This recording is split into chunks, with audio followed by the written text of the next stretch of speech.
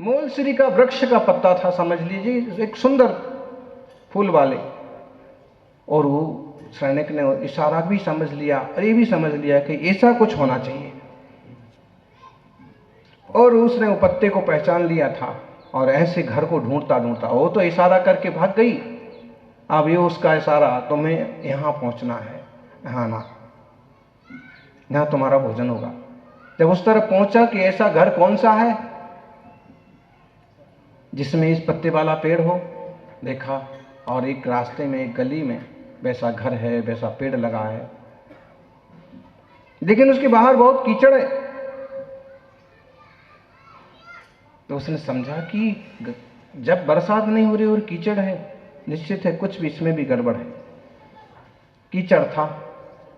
उसने अपनी दोनों चप्पलें उठा करके, जूते निकाल करके हाथ में ले लिए, और कीचड़ में से उसमें जो गोल गोल पत्थर रखे थे, पत्थरों पर से नहीं गया। क्यों?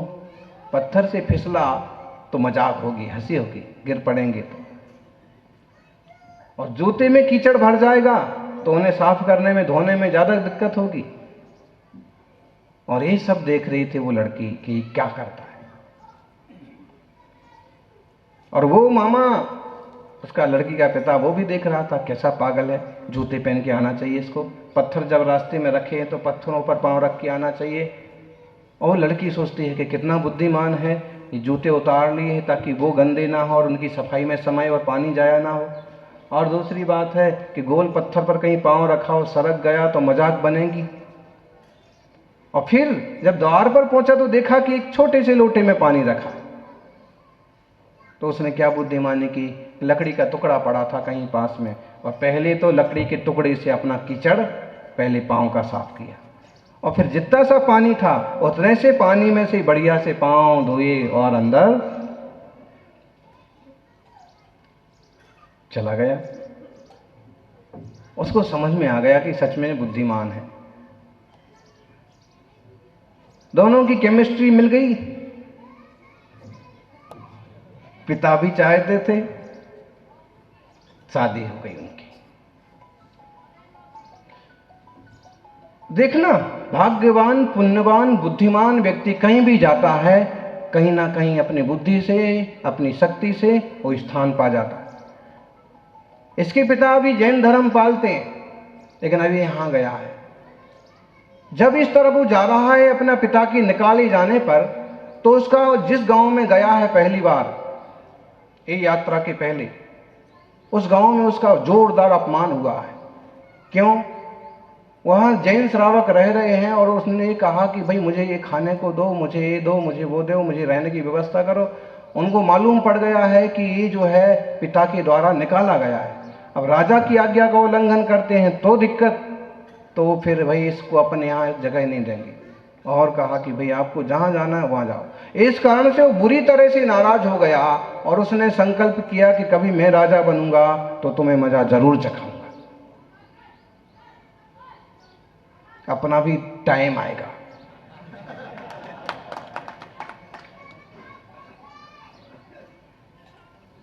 जी हाँ, इसके बाद उसका चित्त बदल गया कि मैं जैन मंदिर भी नहीं जाऊंगा, जैन लोगों को भी नहीं मानूंगा, मजा चखाऊंगा।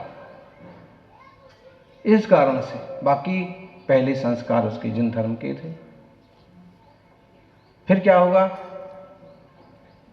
अब उसका विवाह हो गया है, और उसने क्या किया, जो नंदश्री थी ना, उसकी पत्नी, अब जब उसको पेट में बच्चा आया, गर्भ आया, तो उसको कुछ ऐसे भाव होते थे कि सब जीव सुखी हों, सबको बढ़िया भोजन मिले और किसी को भी दंड ना दिया जाए, कोई तकलीफ में ना हो।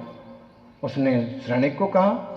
श्रनिक ना उस समय अब राजकुमार है ना राजा है, कौन वहां पूछ रहा है, लेकिन बुद्धिमान और शक्तिशाली तो है। मतलब है जिंदगी में रुपया पैसा हर जगह काम आए ना आए, लेकिन आपकी बुद्धि, अपनी चतुराई, आपकी ताकत, आपके सद्गुण हर जगह काम आते। हुआ यूं कि वो पत्नी के विचारों की पूर्ति कैसे हो, इसका दोहला पूरा कैसे हो। इसके पेट में जो बच्चा है और वो चाहता है कि सबका अच्छा हो, कोई दुखी ना हो, किसी को भयभीत ना हो, तो क्या करें? राजा हमारा कोई पहचान का नहीं है यहाँ का कि बात मानेगा। और हुआ यूं कि जैसे वो जा रहा था तो राजा का कोई हाथी अपनी जंजीरें तोड़ करके भागा और उसने उपद्रव मचा दिया गांव में। अभय कुमार बुद्धिमान था, उसने ऐसी पगड़ी बांध रखी थी बड़ी लंबी। वो जा रहा था कि राजा से बात करना चाहिए, कोई ना कोई रास्ता निकलेगा, राजा कह देगा तो पूरे राज्य में, पूरे गांव में अहिंसा, दया, सदाचार और दंड किसी को नहीं दिया जाएगा, ये सब व्यवस्था हो सकती। इसी उस मकसद से जा रहा था कि ये उपद्रव देखा कि इसको कुचल रहा है, इसके पांव तोड़ दिए, उसका हाथ तोड़ दिया, इसका घर तोड़ दिया, और उसने सामने पहुंचा हाथी के सामने, और बड़ी सारी पगड़ी थी, वो उसने जोर से खोल के यूं उछाली। तो यूं लंबी पगड़ी जब हाथी के ऊपर उछली तो हाथ हक्का पक्का हो गया। हाथी एक बार घबरा गया, ढगरा गया कि मतलब क्या आ गया सामने। इंसान आए एकदम से तो कुचल भी दे, ये क्या आ गया सामने यूं लाल लाल लंबा। तो हाथी घबरा गया, विचलित हो गया, और इसी का मौका देख के स्फूर्ति से जल्दी से सूंड पकड़ के वो ऊपर चढ़ गया, हाथी के ऊपर बैठ गया। और ऊपर बैठ करके जो गंडक स्थल होते ना, हाथी का कोई एक सा पोर्शन होता है कि उसको दबाओ कि उस पर चोट पहुंचाओ तो उसके अकल ठिकाने आ जाती है। उसने हाथी को कंट्रोल कर लिया। राजा और महावत और जब तक व्यवस्था होती तब तक तो वो कंट्रोल करके राजा के दरबार में पहुंच गया। संभालो अपना हाथी। राजा ने कहा कि तुमने बड़ा उपकार किया, पता नहीं कितना लोगों को और कुचलता और क्या करता, कि किसकी जान लेता। तुम बहुत अच्छा काम किया है, और तुम कुछ भी मांगो मैं बहुत खुश हूं कि तुमने एक अच्छा काम किया, तुम नेक इंसान हो, किस देश से आए हो।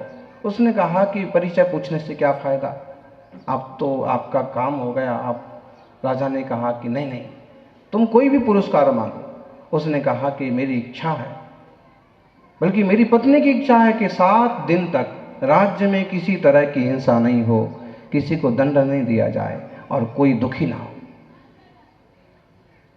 राजा ने कहा अपने लिए कुछ नहीं मांगते। उसने कहा कि महाराज, जनता सुखी तो हम सुखी, सब सुखी तो हम सुखी, बस आप इतनी घोषणा कर दो। और राजा ने ये घोषणा की।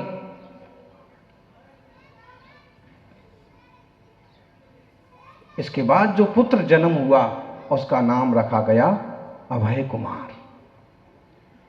अभय, किसी को भय ना हो इसलिए अभय। ये राजा शरणक का बड़ा बेटा है, और इसके नाम से भी पूरा एक अभय कुमार चरित्र रचा गया है। गर्भवती माताओं को बड़ा धैर्य और यत्न से काम करना चाहिए, क्योंकि गर्भ में आई हुई संतान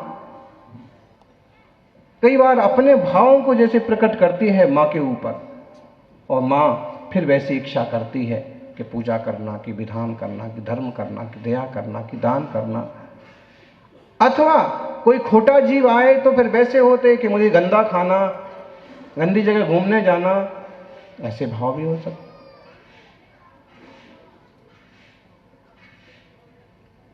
अभय कुमार नाम रखा। इसके बाद पूरी पिक्चर है, एक ट्रेलर हो गया। इसके बाद होता यह है कि वहां उपसैनिक राजाओं चिलाती को राज दे देते हैं, जो कहा था वो किया उन्होंने, और उससे राज संभलता नहीं है। और फिर ये सैनिक के पास वहां के मंत्रियों के संदेश आते हैं कि एक बार आके यहां भी तो देखो, अब पिता ने निकाला था वो पिता ही नहीं रहे, राज संभालो, दूसरों ने सब हालत खराब कर दी, और ये जो है इतना कुछ समझता नहीं है। वो गए और उसको भगा करके फिर उन्होंने राज संभाला। लेकिन वो जो कुंठा थी, जिन धर्म को छोड़ करके जो अपना लिया था बुद्ध धर्म, फिर वो बदला लेना चालू करते हैं। अब जनता से सीधा बदला तो नहीं ले सकते ना, तो फिर उसमें भी ऐसी बुद्धिमानी की कथाएं हैं कि उस गांव वालों को कहा कि कुआं लेकर के आओ, नहीं तो गांव छोड़ने को तैयार हो जाओ। कुआं आ सकता है क्या? उठा करके ला सकते हो? घाटोल वालों से कहें कि कुआं लेके आओ घाटोल से खमीरा, तो हम घाटोल चलेंगे, नहीं तो हम घाटोल नहीं चलेंगे। टैंकर नहीं चाहिए जी हमको तो कुआं चाहिए, हमको टैंकर का पानी नहीं चलता।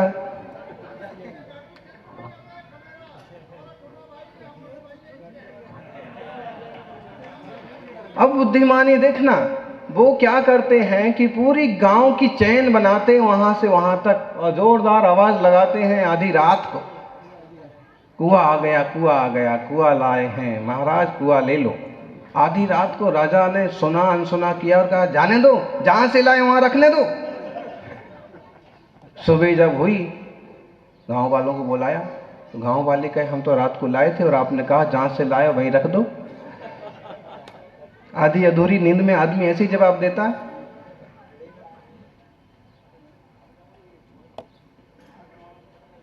और ऐसी ढेरों परीक्षा होती है। सज्जनों, ये कथा बड़ी शिक्षाप्रद है। कई चीजें युवा वर्ग और नई पीढ़ी सीख सकती है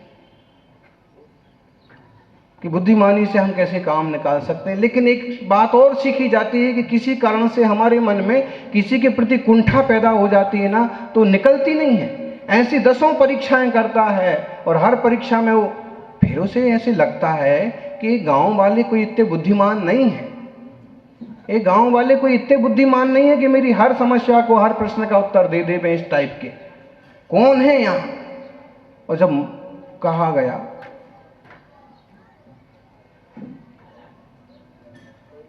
कि ऐसा व्यक्ति चाहिए आपके गांव में है जो न रथ पर आए, न रास्ते पर आए, न सुबह आए, न शाम को आए, न दिन को आए, न रात को आए, और इस टाइप का प्रश्न पैदा करते हैं। और ऐसा व्यक्ति राज दरबार में हाजिर होना चाहिए। उसका हल भी निकाल लिया अभय कुमार, राज दरबार में भेज दिया व्यक्ति।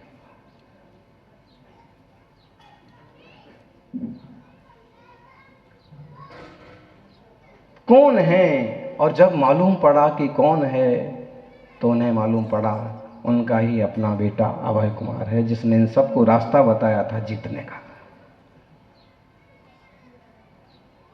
ये तो छोड़ के वहां से निकल पड़े थे, यहां राजा बन के मस्त हो गए थे और पत्नी को भी भूल गए थे और बच्चे को भी। लेकिन वो इतने बुद्धिमान निकला कि गांव वालों की रक्षा, उसको महामंत्री बनाया। फिर महारानी चेलना का संयोग बना। बड़ी कथा है। अभय कुमार चेलना से राजा सणिक की शादी कराता है, बाप की शादी बेटा कराता है।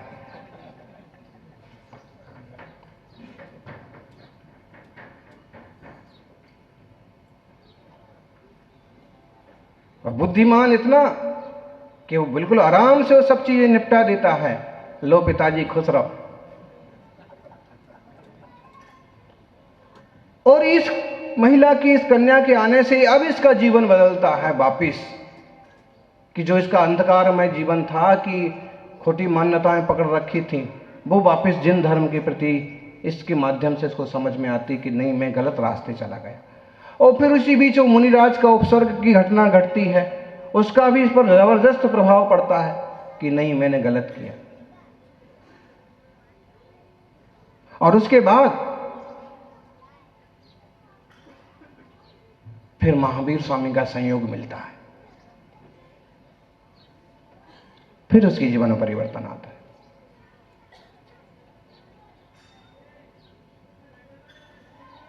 सज्जनों, 2-3 बातें इससे सीख लें। आसपास के माहौल को अच्छा बनाने की खुद को कोशिश करना चाहिए और अपनी बुद्धिमानी के बल पर रास्ते निकालना चाहिए। झगड़ा टंटा हर चीज का रास्ता नहीं होता। किसी के प्रति चित्त में, मन में किसी तरह की कुंठा या विरोध बैठ जाए तो उसको हमेशा नहीं पालना चाहिए।